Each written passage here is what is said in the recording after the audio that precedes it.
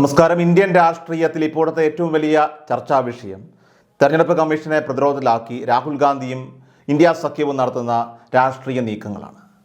തെരഞ്ഞെടുപ്പ് കമ്മീഷനെയും ഭരണകക്ഷിയായ BJPയെയും മുട്ടുകുത്തിക്കുമെന്ന ദൃഢനിശ്ചയത്തിലാണ് ഇപ്പോൾ പ്രതിപക്ഷം. കാരണം കഴിഞ്ഞ ദിവസം തെരഞ്ഞെടുപ്പ് കമ്മീഷൻ നടത്തിയ പത്രസമ്മേളനത്തിന് ശേഷം പ്രതിപക്ഷത്തിൻ്റെ കരുത്ത് 10 മടങ്ങ് ഇപ്പോൾ വർദ്ധിച്ചിരിക്കുകയാണ്.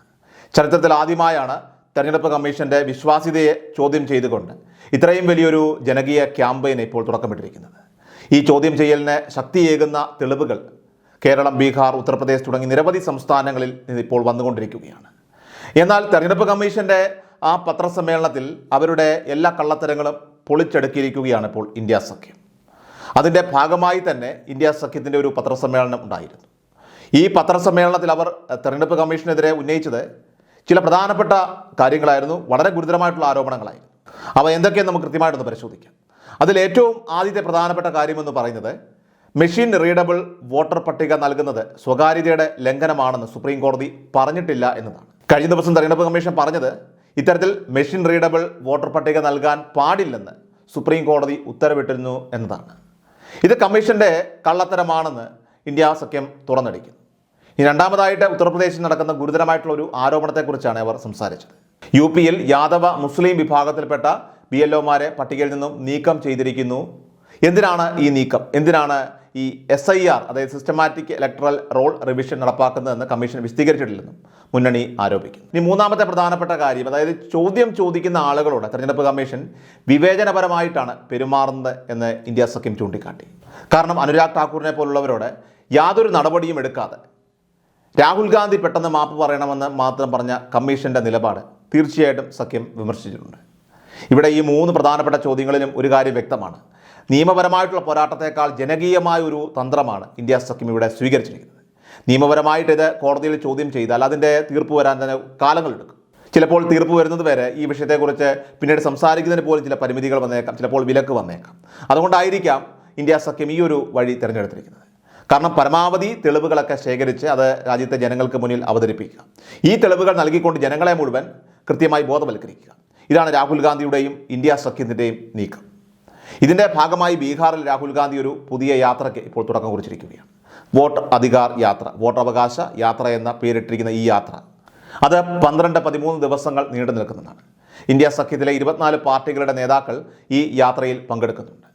ഇത് പ്രതിപക്ഷത്തിൻ്റെ വലിയ ഐക്യത്തിൻ്റെ ഒരു സൂചന നൽകുകയാണ്. അപ്പോൾ ഈ ഒരു യാത്രയുടെ പ്രധാന ലക്ഷ്യം സാധാരണക്കാരായിട്ടുള്ള വോട്ടർമാരുമായി നേരിട്ട് സംവദിച്ച് അവരുടെ വോട്ടുകൾ എങ്ങനെയാണ് അട്ടിമറിക്കപ്പെട്ടത് എന്ന് കൃത്യമായിട്ട് മനസ്സിലാക്കി അതുമായി ബന്ധപ്പെട്ട തെളിവുകൾ ശേഖരിക്കുക എന്നത് തന്നെയാണ്. ബീഹാറിലെ ഔറംഗാബാദ് ഗ്രാമത്തിൽ നടന്ന ഒരു സംഭാഷണത്തിൻ്റെ ദൃശ്യങ്ങൾ കഴിഞ്ഞ മണിക്കൂറുകളിലൊക്കെ തന്നെ പുറത്തു വന്നിരുന്നു. ഈ ദൃശ്യങ്ങളിൽ രാഹുൽ ഗാന്ധി ഗ്രാമീണരെ വിളിച്ചു വരുത്തി സംസാരിക്കുകയാണ്. പലർക്കും വോട്ടില്ലെന്നും പകരം മറ്റാരുടെയോ പേരുകളാണ് വോട്ടർ പട്ടികയിൽ ഉള്ളതെന്നും അവർ തുറന്നടിക്കുന്നു. തെരഞ്ഞെടുപ്പ് കമ്മീഷൻ്റെ ഈ നടപടി എത്രമാത്രം ഗുരുതരമാണെന്ന് നമുക്ക് ഈ ദൃശ്യങ്ങളിലൂടെ തന്നെ കൃത്യമായി വ്യക്തമാക്കാൻ സാധിക്കും. ഒരു വീട്ടിൽ 100, 200, 300, 400 എന്നിങ്ങനെ പലരുടെയും പേരുകൾ ചേർത്തിരിക്കുകയാണ്. അഡ്രസ്സ് ഇല്ലാത്ത ആളുകൾ, അതുപോലെ മുഖമില്ലാത്ത ആളുകൾ, പിതാവിൻ്റെ പേരിന് ഇംഗ്ലീഷ് അക്ഷരമാല വെച്ചിരിക്കുന്ന ആളുകൾ, അതുപോലെ വീട്ടു നമ്പറിന് പകരം 0 വെച്ച വോട്ടർമാർ എന്നിവർ പട്ടികയിലുണ്ട്.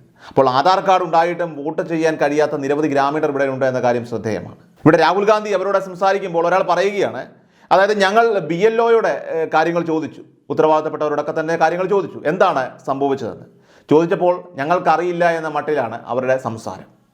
കഴിഞ്ഞ 3-4 തെരഞ്ഞെടുപ്പുകളിലായിട്ട് ഈ ഗ്രാമീണർക്ക് വോട്ട് ചെയ്യാനായിട്ടില്ല. അതേസമയം പുതുതായിട്ട് ഒരു വീട് പോലും വന്നിട്ടില്ലാത്ത ആ ഗ്രാമത്തിൽ പുതിയ വോട്ടർമാർ എങ്ങനെ വന്നു എന്ന് അവർക്ക് ആർക്കും അറിയില്ല. അപ്പോൾ ഈ പുതിയ വോട്ടർമാർ എവിടെയാണെന്ന് ആ ഗ്രാമീണർക്ക് കൃത്യമായി അറിയാൻ സാധിക്കുന്നില്ല. ആ പുതിയ ആൾക്കാരെ ഇതുവരെയായിട്ടും അവരാരും കണ്ടിട്ട് പോലുമില്ല. അപ്പോൾ ഓരോ ദിവസവും പുതിയ ആരോപണങ്ങളും അതിനെ സാധൂകരിക്കുന്ന തെളിവുകളും വീഡിയോകളും ദൃക്സാക്ഷി വിവരണങ്ങളും ഒക്കെ തന്നെ പുറത്തു വിട്ടുകൊണ്ട് ഈ ഒരു വിഷയം വലിയ മുന്നേറ്റമാക്കി മാറ്റാൻ തന്നെയാണ് ഇപ്പോൾ ഇന്ത്യ സഖ്യത്തിൻ്റെ തീരുമാനം. ഇത് തീർച്ചയായിട്ടും BJPക്കും തെരഞ്ഞെടുപ്പ് കമ്മീഷനും വലിയ പ്രതിരോധം സൃഷ്ടിക്കുമെന്ന കാര്യം വളരെ വ്യക്തമാണ്. സ്ഥിരമായിട്ട് വോട്ട് ചെയ്തുകൊണ്ടിരിക്കുന്ന ആളുകളെ വെട്ടിമാറ്റുകയും അതേസമയം അജ്ഞാതരായിട്ടുള്ള വോട്ടർമാരെ ചേർക്കുകയും ചെയ്യുന്ന ഈ പ്രവണതയാണ് ഗ്രാമീണർ രാഹുൽ ഗാന്ധിയോട് ഇപ്പോൾ ചോദ്യം ചെയ്തത്. ബീഹാറിലെ ഒരു ഗ്രാമത്തിലെ 600 പേരിൽ 80 പേരുടെ വോട്ട് റദ്ദാക്കുകയും അതേസമയം 300 പേരുടെ വോട്ട് അധികമായിട്ട് ചേർക്കുകയും ചെയ്തതായിട്ട് റിപ്പോർട്ടുകളുണ്ട്. അപ്പോൾ ഈ വിഷയങ്ങളൊക്കെ തന്നെ കൃത്യമായി പരിശോധിക്കേണ്ട തെരഞ്ഞെടുപ്പ് കമ്മീഷനാകട്ടെ രാഹുൽ ഗാന്ധി ഇപ്പോൾ മാപ്പ് പറയണമെന്ന് ആവശ്യപ്പെട്ട് രാഹുൽ ഗാന്ധിയെ ഭീഷണിപ്പെടുത്തുകയാണ്. എന്തായാലും ഈ പോരാട്ടത്തിൽ നിന്ന് പിന്മാറില്ല എന്ന് രാഹുൽ ഗാന്ധിയും ഇന്ത്യ സഖ്യവും ഇപ്പോൾ ഒരു ഉറച്ച നിലപാട് സ്വീകരിച്ചിരിക്കുന്നു. അത് മാത്രമല്ല, രാഹുൽ ഗാന്ധി ഒറ്റയ്ക്കല്ല, അദ്ദേഹത്തോടൊപ്പം തന്നെ ഇപ്പോൾ ലക്ഷക്കണക്കിന് ജനങ്ങൾ ഈ വിഷയത്തിൽ ഇപ്പോൾ അണിനിരക്കുന്നുണ്ട്. അങ്ങനെ വോട്ടർ അധികാർ യാത്ര ഒരു വലിയ വിജയമായി തന്നെ മാറിയിരിക്കുകയാണ്. ഈ പിന്തുണയെ BJPയും തെരഞ്ഞെടുപ്പ് കമ്മീഷനും ഇപ്പോൾ വല്ലാതെ ഭയക്കുകയാണ്. കാരണം അവർ ഇതിനെ തകർക്കാനുള്ള തന്ത്രങ്ങളൊക്കെ തന്നെ മെനഞ്ഞുകൊണ്ടിരിക്കുകയാണ്, തുടങ്ങിക്കഴിഞ്ഞിരിക്കുന്നു. ഇനി എങ്ങനെ ഇതിനെ നേരിടുമെന്നതാണ് ഇപ്പോൾ രാജ്യം ഉറ്റുനോക്കുന്നത്.